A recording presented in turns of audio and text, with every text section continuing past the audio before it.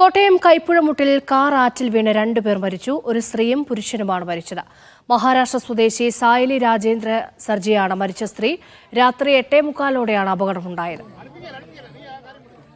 ജോസി ബാബു ചേരുന്നുണ്ട് വിവരങ്ങൾ നൽകാൻ. ജോസി, മരിച്ച ഒരാളെ മാത്രമേ തിരിച്ചറിഞ്ഞിട്ടുള്ളൂ?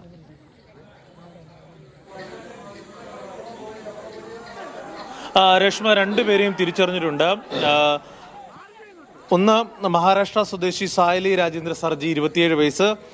അതോടൊപ്പം തന്നെ മഹാരാഷ്ട്രയിൽ സ്ഥിരതാമസമാക്കിയ കൊല്ലം ഓടനാവട്ടം സ്വദേശി ജെയിംസ് ജോർജ് ആണ് രണ്ടാമത് മരിച്ചയാൾ.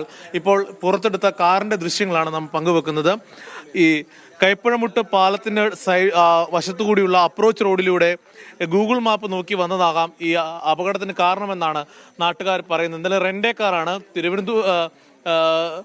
കൊച്ചിയിൽ നിന്ന് രജിസ്ട്രേഷനുള്ള വാഹനമാണ്. എന്തായാലും ആ നിലയ്ക്ക് ആദ്യം അത്തരത്തിലുള്ള ആശങ്കകൾ ഉണ്ടായിരുന്നു. കൂടുതൽ പേർ വാഹനത്തിൽ ഉണ്ടാകുമോ എന്ന് സംശയമുണ്ടായിരുന്നു. എന്തായാലും വലിയ ശബ്ദവും നിലവിളിയും കേട്ടാണ് ആളുകൾ ഓടിക്കൂടിയത്. 8:45 കൂടിയായിരുന്നു ഈ അപകടമുണ്ടായത്. അതിനുശേഷം 9:30 കാറ് പുറത്തെടുക്കുകയും ചെയ്തു. ചെളി നിറഞ്ഞ നിലയിലായിരുന്നു വാഹനം. കോട്ടയം വെസ്റ്റ് പോലീസിന്റെയും അതോടൊപ്പം നാട്ടുകാരുടെയും ഫയർഫോഴ്സിന്റെയൊക്കെ നേതൃത്വത്തിലായിരുന്നു രക്ഷാപ്രവർത്തനം നടത്തിയത്. എന്തായാലും നാട്ടുകാരായ ആളുകൾ നമ്മളോടൊപ്പം ഇവിടെ ഉണ്ട്. അവരിപ്പോഴും ഇവിടെ നിന്ന് മടങ്ങിപ്പോയിട്ടില്ല. രക്ഷാപ്രവർത്തനത്തിലൊക്കെ പങ്കെടുത്ത ആളുകളൊക്കെ ഉണ്ട്. ചേട്ടാ, എങ്ങനെയാണ് ഈ അപകടം ഉണ്ടായതെന്നാണ് നിങ്ങൾ കരുതുന്നത്? ഈ ചേട്ടനാണ് ആദ്യമായിട്ട് ഇത് സംഭവം കാണുന്നതും പോലീസിനെ വിളിക്കുന്നത്. ഈ പറയുന്ന സംവിധാനത്തിൽ ഇവിടെ കുറച്ച് ആൾക്കാർ നിന്നവരാണ് ഇത് ആദ്യമായിട്ട് കാണുന്നത്, വള്ളം പോകുന്നതും കാര്യങ്ങളും. അപ്പോൾ ഈ പരിസരത്ത് നിന്നവരെല്ലാം അവരവർക്ക് കഴിയാവുന്ന രീതിയിൽ, മത്സ്യത്തൊഴിലാളികളൊക്കെ ഈ സമയത്ത് ജോലിക്ക് പോകുന്നവരാണ്, അവരെ കൊണ്ട് കഴിയാവുന്ന രീതിയിൽ അവരതിനകത്ത് ചാടിയൊക്കെ നോക്കിയെങ്കിലും ഇത് ഒരു കഴുക്കോലൊന്നും അത് ഭയങ്കരമായ ആഴാണ് ഇവിടെ ഉള്ളത്. ശരിക്കും പറഞ്ഞാൽ ആ സമയത്ത് ഒരു മഴയുണ്ടായിരുന്നു. ആഗസ്റ്റ് ആദ്യമായിട്ട് വന്ന സമയം കൊണ്ട് അവർ പിന്നെ ഗൂഗിൾ മാപ്പ് നോക്കിയായിരിക്കും വന്നത്. അവർക്ക് അത് കിട്ടിയില്ല, അതിനകത്ത് വെളിയിൽ പോയി. ഇത് കഴിഞ്ഞിട്ട് ഞാനാണ് ആദ്യം വന്ന് ഗൗരവ സ്റ്റേഷനിൽ വിളിക്കുന്നതും. അത് കഴിഞ്ഞിട്ട് ഗൗരവ സ്റ്റേഷനിൽ നിന്ന് ഫയർഫോഴ്സൊക്കെ വരുന്നത്. ശരിക്കും പറഞ്ഞാൽ 1/4 മണിക്കൂർ കഴിഞ്ഞിട്ട് അവിടെ എത്തുന്നത്. ശരിക്കും പറഞ്ഞാൽ ഈ മേഖലയിൽ ഇപ്പം നിങ്ങൾക്ക് കാണുന്ന രീതിയിൽ വെട്ടത്തിൻ്റെ സംവിധാനങ്ങളുണ്ട്. കാരണം ഈ എല്ലാ ജംഗ്ഷനുകളിലും ഹൈമാസ് ലൈറ്റ് പോലുള്ള സംവിധാനങ്ങളുണ്ടാകുമ്പോൾ ആർപ്പക്കര പഞ്ചായത്തിന് 1-ാം വാർഡിൽ അത്യാവശ്യം വരുമാനം കിട്ടുന്ന മേഖലയാണിത്. ഇവിടെ ഹെക്ടർ കണക്കിന് നെല്ല് കയറി പോകുന്നത് ഈ ഒരു മേഖലയിൽ നിന്നാണ്. ഈ സൈൻ ബോർഡുകളും വെളിച്ചക്കുറവൊക്കെ അപകടത്തിന് കാരണമായെന്നാണ് നിങ്ങൾ പറയുന്നത്? പൂർണ്ണമായിട്ട് അതാണ് ഇതിനകത്ത് സംഭവിച്ചത്. അതിനകത്ത് നമ്മൾ പറയുമ്പോൾ എല്ലാം പറയണം.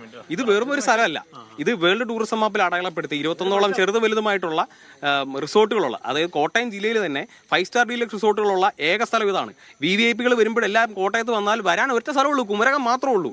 ഈ കുമരകത്താണ് സംഭവിക്കുന്നുള്ളതാണ് അപലപനീയമായിട്ടുള്ളൊരു കാര്യം, നമുക്ക് ഉൾക്കൊള്ളാൻ പറ്റാത്തൊരു കാര്യം.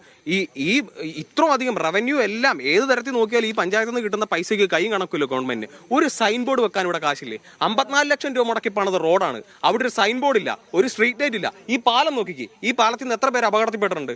അതിനൊന്നിനും ഉത്തരം പറയാൻ ഇവിടെ ആളില്ല.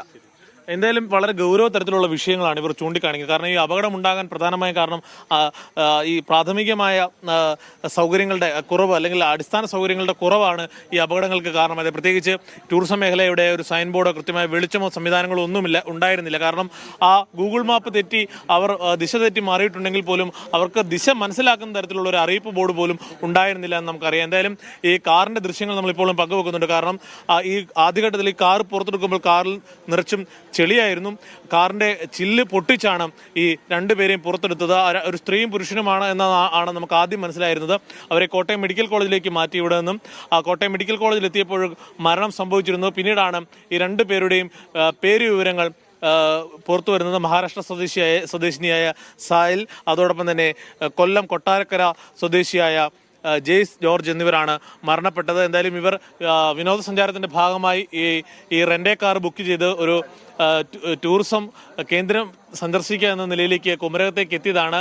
ഇവിടെ സമീപത്തെ ഒരു റിസോർട്ടിലേക്കോ മറ്റോ യാത്ര ചെയ്തിരുന്നതാണ് എന്നാണ് മനസ്സിലാക്കാൻ സാധിക്കുന്നത്. എന്തായാലും ആളുകൾ പറയുന്നത് പോലെ വലിയ തോതിലുള്ള അടിസ്ഥാന സൗകര്യങ്ങളുടെ കുറവ് ഈ അപകടത്തിനൊരു കാരണമായി അവർ ചൂണ്ടിക്കാണിക്കുന്നുണ്ട്. രേഷ്മ, തീർച്ചയായും വരുത്തിവെച്ച അപകടം എന്നുള്ള നിലയിലാണ് അവിടെ നാട്ടുകാരൊക്കെ പ്രതികരിക്കുന്നത്. ഒരു സൈൻ ബോർഡില്ല, ഒപ്പം തന്നെ സ്ട്രീറ്റ് ലൈറ്റ് ഒന്നുമില്ല. അത് തന്നെയാണ് ഈ അപകടത്തിന് കാരണമാകുന്നത്. ഇത്രയും വികസനം നടത്തിയിട്ട് ഈ അത്യാവശ്യം വേണ്ട കാര്യങ്ങൾ അവിടെ ചെയ്യാൻ കഴിഞ്ഞിട്ടില്ല. അത് വലിയ പ്രശ്നമാകുന്നു, അപകടങ്ങൾ ആവർത്തിക്കുന്നു എന്നുള്ള പരാതിയാണ് നാട്ടുകാർക്കുള്ളത്. വാഹനാപകടത്തിൽ 2 പേരാണ് മരിച്ചത്. ജോസി ബാബുവാണ് വിവരങ്ങൾ നൽകിയത്.